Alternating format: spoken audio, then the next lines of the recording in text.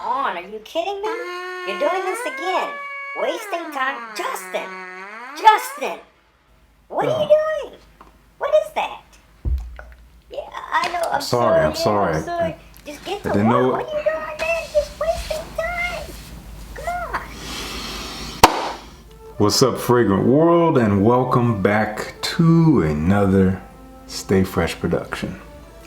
We're back again with another list. Are these glasses too reflective? I'll just take them off. We're back with another list. This time we're talking about my niche fragrances that I will be pulling for this fall of 2019. And man, this was a tough list to put together. I didn't really get a chance to look at my niche collection until I started to put this together and realized I got some bangers. So, this is the best of the best that I currently have. I'm sure I'll be acquiring more throughout the season. I have some on my list that I would love to grab. And man, this is a tough list. Each one of these from 10 to 1 are just margins ahead of what is previous to them. So I love all of them. I'm going to be wearing all of them. At number 10, the only reason why this is number 10 is because I think I'll be wearing it more in the winter, because this is a strong freaking scent and one that I think will do better when it is as cold as it gets. But I will try to wear it a little bit this fall because I've been waiting for it to cool down to wear this, and I don't want to wait all the way till winter. So here it is at number 10. This is Fan Your Flames from the house of Niche Chanel. That's how I like to say it. Man, this scent profile is so freaking beautiful. Cedarwood, tobacco, rum, coconut, tonka bean. Very woody. I get a lot of cedarwood. Super dry and woody, but on top of that is this nice sweetness. Not really all that creamy, but it is sweet. You get a little bit of that boozy nuance there. I find that the booziness, the rum, the tobacco, and the coconut are perfectly blended in this beautiful trio. It's so nice. And this is an extrait de parfum. This is powerful stuff. Powerful stuff. Not to be messed with. I might go 1 to 2 sprays with this. In the winter, I might do a little bit more, but for the fall, I'll be wearing it a little bit when I can. Just trying to basically whet my appetite on it until it's time to really break it out. Here at number 9, you can hear that little thing. This is from the house of Montal, the only fragrance from Montal I've ever owned. And I'm happy to have this. A lot of people were talking about it when it came out. I chose not to do a review because it seemed people were losing their minds about reviewers receiving fragrances for free and also receiving the same fragrance, you know, again, across the board, and it kind of inundating the market. But that's how fragrance companies do things. It's a strategy that works for them. This is Ristretto Intense Cafe, now that I see it focused. Man, this is beautiful. This is realistic roasted coffee. If you can imagine like your grandparents roasting coffee early in the morning, you can smell it lingering through the house. I remember my grandpa would always brew coffee early in the morning around 5 a.m. and I would be in bed and I'd be barely awake, but I would smell that aroma, just so warm and inviting. And that's what this reminds me of. It brings me back. It is straight up coffee, but you got a nice beautiful rose in here. And in this case, the rose in relation to the original Intense Cafe is a little bit more in the background. This is focused more on the coffee this time around. I don't remember everything else that's in here, but that's mainly what I get. Rose and coffee. Beautiful stuff and a very powerful scent. I can smell it from here. I sprayed it weeks ago last and I can still smell it from here. So that's wonderful. That is an Ristretto Intense Cafe. At number 8, not a fragrance I talk about as much as I think I should. This is a wonderful scent and a wonderful house as well. Based out of Russia. And I do have to say that they do make some very high quality fragrances with the highest quality ingredients and super concentrated, very long lasting perfumes. And for that reason, they're very expensive. So I don't blame you if you're hesitant to go out and try these fragrances, but I will link to them if I can remember down below, where you can at least check out a sample set from the house of Embrace Perfume. This is Embrace Freedom. One of their older fragrances, but kind of their flagship still in my eyes. They've come out with some really wonderful scents since then, since releasing this one, and I actually did a first impressions on a lot of those fragrances on my Instagram. You will not see it here if you don't follow me on Instagram. You see this little preview here, scrolling through. Oh, look at that photo. That's pretty nice. Yep. You can follow me on Instagram at Stay Fresh Productions. Hope to see you there. But this scent, man, once again, very powerful stuff, but more on the fresher side. So something that I think I can wear in the fall. It's very earthy. You get a lot of vetiver in here. Earthy vetiver mixed with grapefruit, a very zingy, bright, zesty grapefruit. So that earthiness and the grapefruit coming together is a really interesting combo. You got some ambergris in here, so it does kind of have almost this salty muskiness in the background. And I think there might even be some leather somewhere down there. And once again, very powerful stuff. Very powerful. You got to be careful with this. It will last you all freaking day.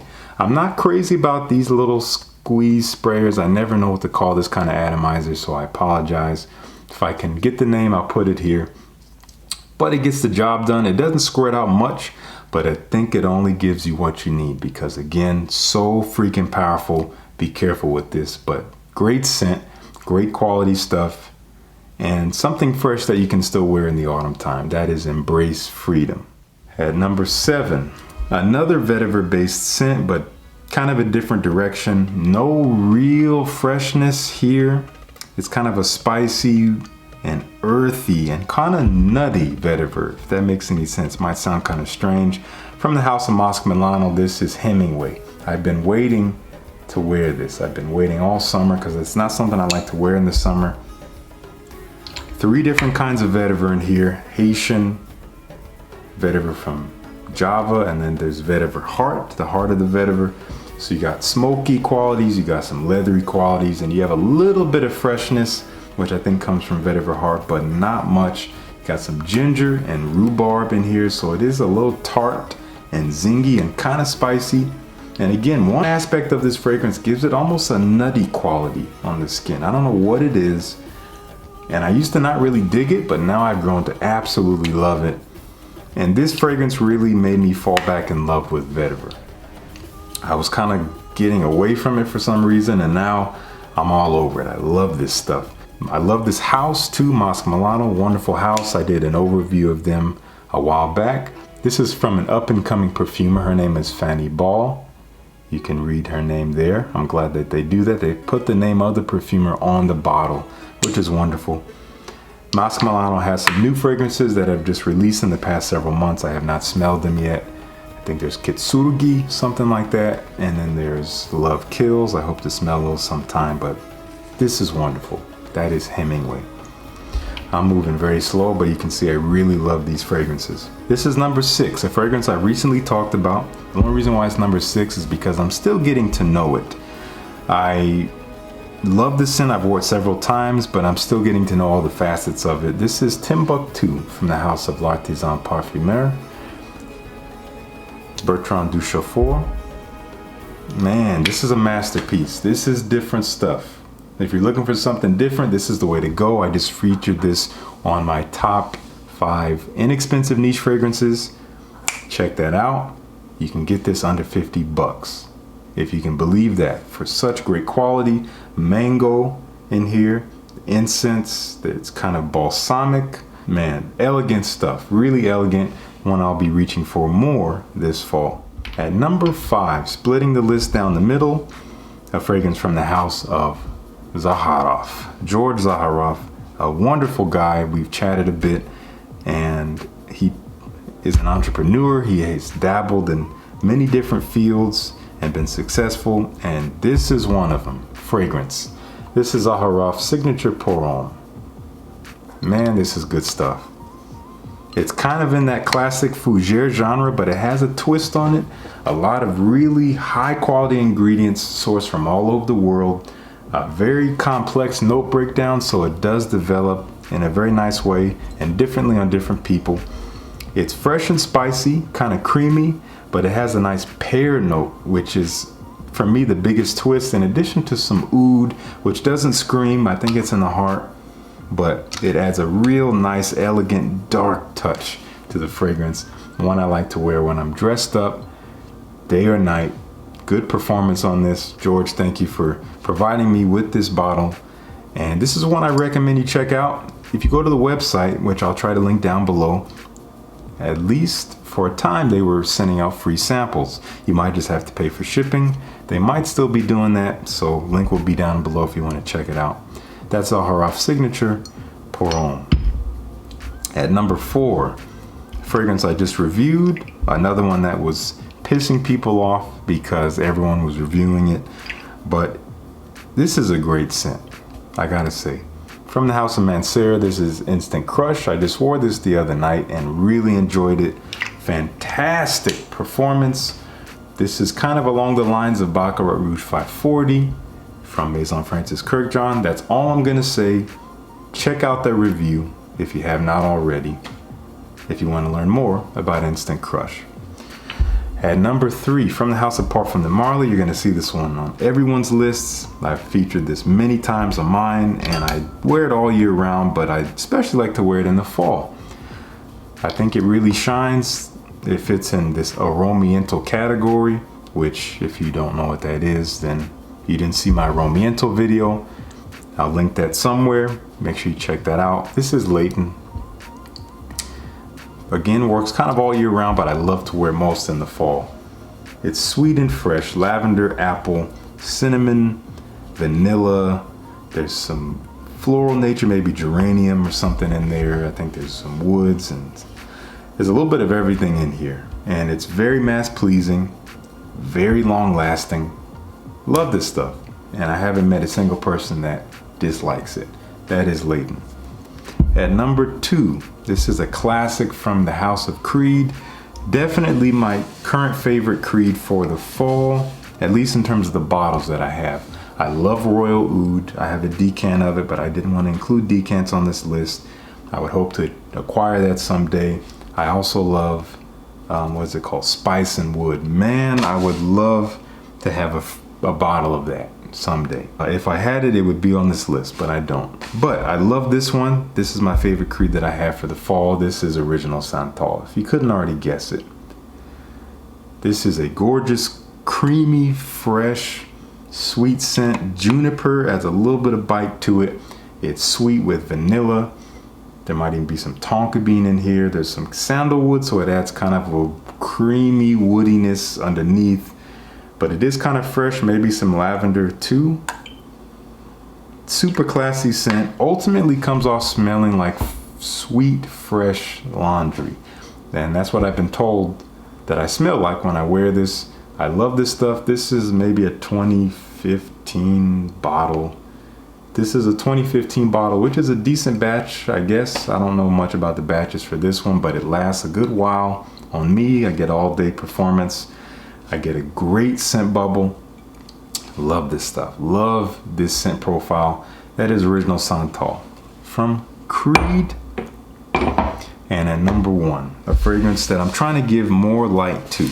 Not many people, again, talk about this house or this fragrance. Jeremy actually mentioned it in a video years ago. I think it was one of his top niche lists. And that's what actually caught my eye about it. That's what made me go and grab a sample of it, which I burned through. And now I have the full bottle, which I received as a gift, which I'm very grateful for. And if you want to smell like woody, like cedar wood, very dry and woody with plum and cinnamon and vanilla. It's a woody, dry, sweet, semi-creamy plum. Some people say it's also spicy as well. Some people say it's reminiscent of Costume National Pour Homme, which I haven't really smelled, but I think that one has more of a clove nature to it, so it might be a little different, but I hear that these scent profiles are similar. This is from the House of Boyce 1920, and this is Dolce di Giorno. My favorite part about this fragrance, aside from the smell, is the juice. Green juice, love that. And I love how they put the name down there.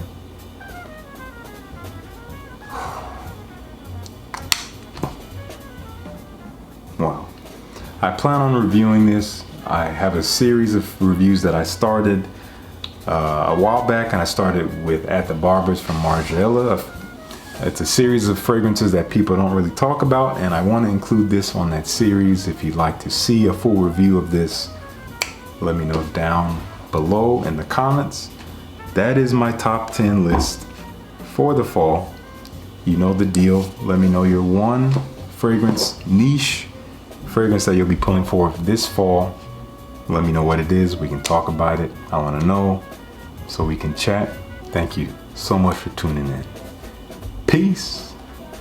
I'll see you in the next one. Excuse me, I'm going to go back to my buzzing.